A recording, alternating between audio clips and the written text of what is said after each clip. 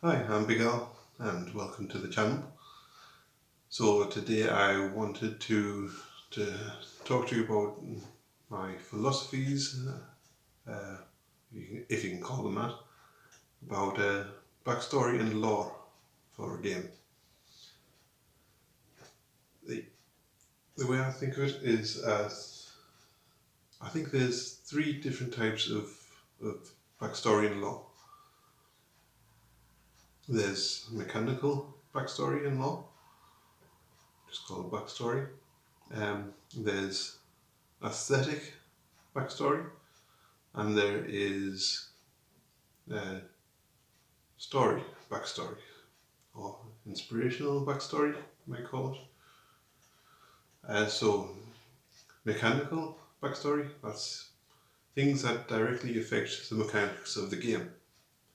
For example, in Dungeons and Dragons, there's magic and there's dragons, and that has a direct impact on the game.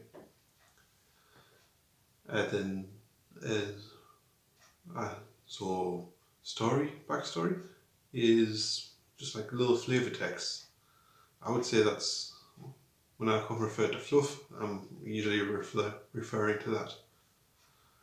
Uh, so it's things that don't directly add to the game, but it's a kind of inspire you to get you into to cause you to think of it in realistic terms, to invent stories for yourself as you play the game.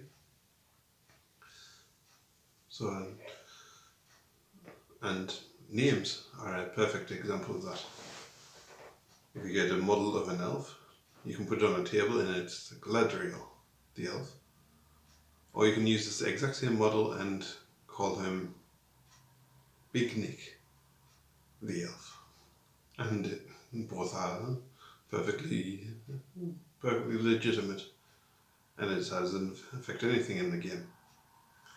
And so the third one, the middle one, I say it's the middle one. In some ways it's in between the two, in some ways it's its own thing. Aesthetic backstory.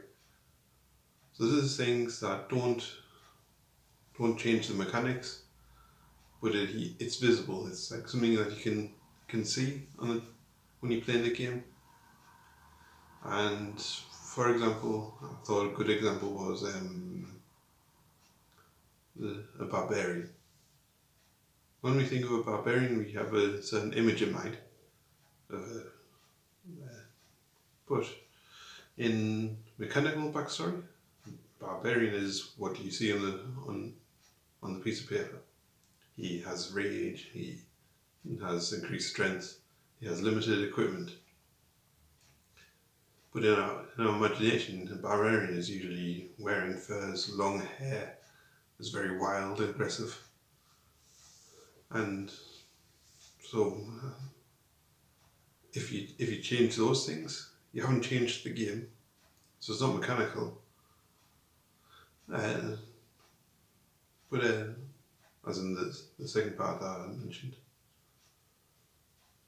For example, I was watching someone play a D&D, and he was describing his character as a prince and finely dressed and things like that. And it didn't click that he was using a barbarian character until he went into combat and he said, I activated my, can't remember what it's called, Rage, Berserk. And then it clicked, he wants to use those abilities to describe a different character. And I thought that was awesome. But it's also a kind of hacking the game. It's kind of like hacking people's expectation of the game. And so those are my philosophies. I think that more you should only write backstory if it adds something to the game. Don't give 12 pages of backstory if you're not going to role play your character that way or something like that. And I think that backstory should be as short as possible. The best, I think the best example of backstory that I've found is in a game called Havoc. It's no longer in production for a long, long time. And that had 1 page of actual backstory, of actual lore. Basically, mankind was at war with each other. The Khan came and took over everyone because they were already weakened by the war. Humanity was weakened by its war against itself. So the Khan Empire came, took over from a different, I think it was a different dimension or something.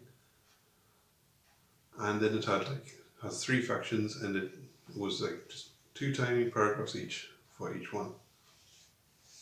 Just that the Nexus Rebellion is humanity and is their attempt to fight back.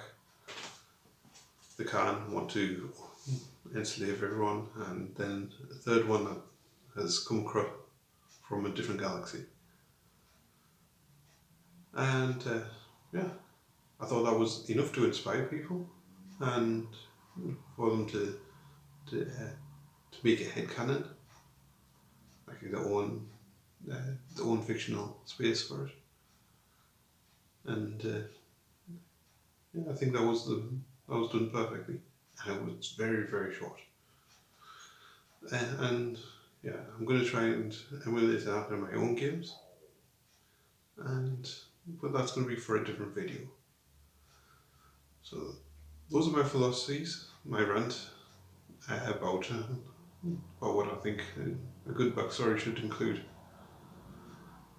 And well, let's put that into practice, shall we?